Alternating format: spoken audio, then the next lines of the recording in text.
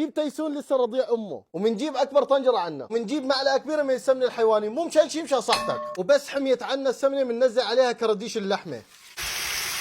مفروض عنا انه اللحمه تتأمر وتتحمر وتاخذ هذا اللون الجميل، ومنجيب بصله حمراء مفرومه ناعم مثل ما انتم شايفين وبننزلها عليهم للحمات، وبدي معلقه كبيره من الثوم المهروس، وبلحقهم بدبس البندوره، ومنقلبهم مع بعض كثير منيح، ومنجيب 10 حبات بندوره معصورين ومفرومين على الناق ومنسمي بالله ومننزلهم عليهم هيك. وهلا بس تسبكت عندي المرأة شوي، يعني بصريح العبارة تعقدت، هلا بسمي بالله وبجيب مي سخنة وبنزلها عليهم بهذا الشكل. بنحط لهم معلقة كبيرة من الفلفل الأسود ناعم، وبنحط لهم معلقة كبيرة من البابريكا الحلوة، واهم شيء انه نملحهم، مو مشان شيء مشان صحتك.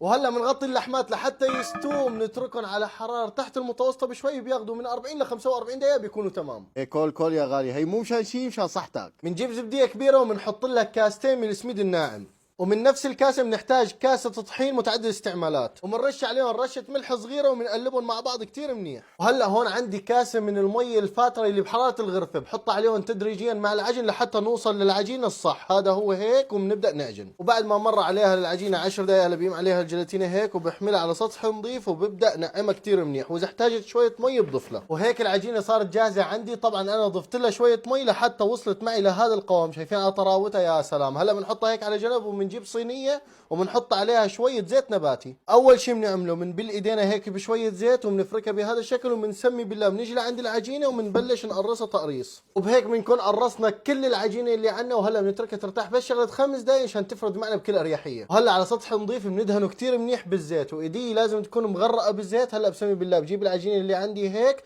وببدا بفردها من جوا لبرا بهذا الشكل، بتنمد معي بكل سهوله. هلا بنحملها هيك وبنحطها على مقلايه على حراره متوسطه، وهيك بيكون صار عندنا الخبز جاهز. وبعد ما صار اللحمه 40 دقيقه هلا بنسمي بالله وبننزل عليها شويه بطاطا، وبننزل عليهم الكوسه، ورح احط لها كمان شويه جزر، وعندي هون حمص مسلوق مسبقا بسمي بالله وبنزل عليهم هيك، وبنسمي بالله وبنحركهم مع بعض كثير منيح. واخر شيء بنحط لهم الفليفله، وهلا بنتركها من ربع ساعه ل 20 دقيقه عشان اللحمه تكمل استواها، وبنفس الوقت الخضار تستوي وتاخذ من نكهه اللحمه. وهلا بنقطع الخبز بهذا الشكل، وهلا بنحملهم هيك وبنسمي بالله وبنحطهم بصحن التقديم. وهلا ما بقي علينا الا انه ناخذ شويه من هالمرقه الظريفه اللي عملناها وبنسمي بالله وبنشرب الرقاق. طلعوا لي على هالمنظر، يا سلام يا سلام، هذا المنظر مشان صحتكم يا غوالي. هلا بنبدا نصف عليها الخضره، واول ما نصف الخضره بنسمي بالله وبنجيب كراديش اللحم نحملهم هيك وبنحطهم هون، وما بقي الا نحط لهم شويه حمص على الوش. واهم شيء ما بننسى الفليفله الحده، مو مشان شيء مشان صحتك. اهلنا واخواننا وحبايبنا بالجزائر ما بيقدموها الا مع البيض المسلوق. وبعد ما جهزنا كل شيء ما بقي علينا الا التصقايه الاخيره، وهيك بيكون عملنا عروس المائده الجزائريه الشخشوخه. هي مو مشان شيء بس مشان الشعب الجزائري العظيم. الله وكيلكم انا ما عاد فيني حيل انتظر بالمره، ريحتها عن جد شيء خرافي على الاخر. هلا صار الوقت مشان ندوق. قربوا لهون خلينا نشوف اللحمات.